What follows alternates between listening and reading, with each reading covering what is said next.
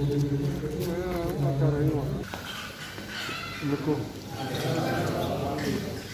oleh para ketua dan tokoh-tokoh orang-orang kita mungkin ada pemikiran di pengembangan risiko bencana.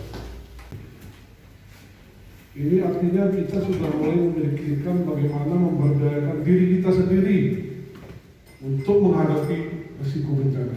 Memikirkan bagaimana ke depan, terutama baik secara keseluruhan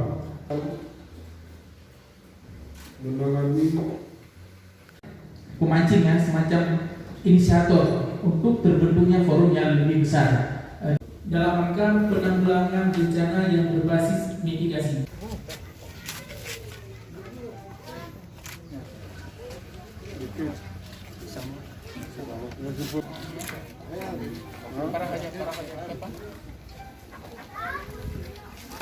Tahu bahwa orang ini sudah buat forum.